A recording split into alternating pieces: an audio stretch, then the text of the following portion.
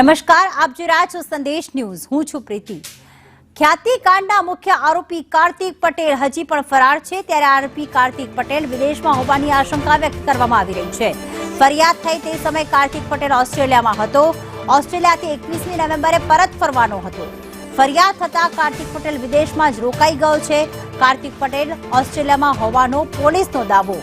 Kartik Patel Dubai કે London પણ જઈ શકે છે તેવું સૂત્રો પાસે માહિતી મળી રહી છે. કાર્તિક પટેલ ખ્યાતિ હોસ્પિટલનો ચેરમેન છે.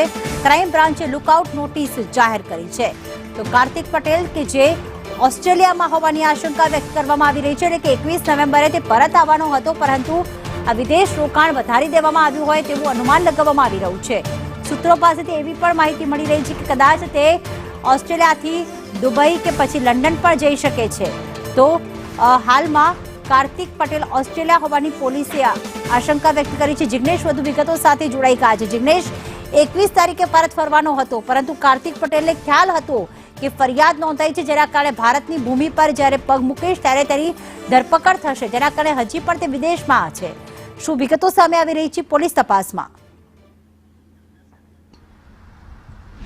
પ્રીતિ, છેલ્લા કેટલાક સમયથી એટલે કે 3 નવેમ્બરથી કાર્તિક પટેલ દેશમાં ન હોવાની પોલીસને માહિતી મળી હતી.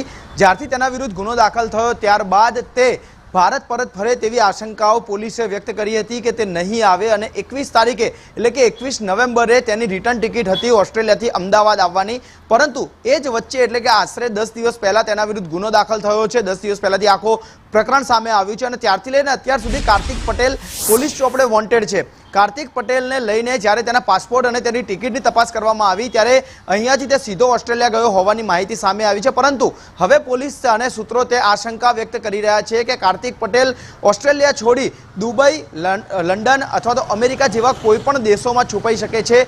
કારણ કે સૌથી મોટી પ્રોબેબિલિટી એ છે કે જો તે દુબઈ અથવા લંડનમાં છુપાયો હશે તો ત્યાંની ટ્રીટીના આધારે અથવા તો ત્યાંના કાનૂનના આધારે સીધી રીતે પોલીસ તેને અહીંયા નહીં લાવી શકે. જેમ કે અગાઉ પણ ભારતના ઘણા બધા કૌભાંડીઓ લંડન જેવા દેશમાં વસેલા છે, ત્યાં વધુ એક આરોપી લંડનમાં શરણ લે તેવી શક્યતાઓ પોલીસ વ્યક્ત કરી રહી છે.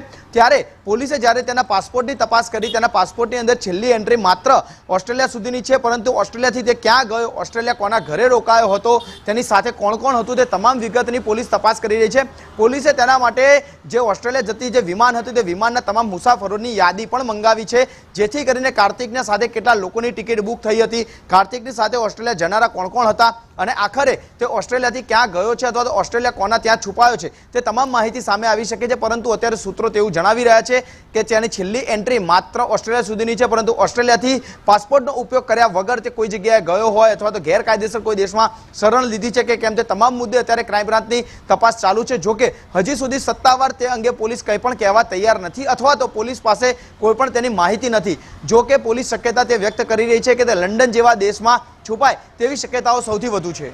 બિલકુલ, આભાર જિગ્નેશ તમામ વિગતો માટે.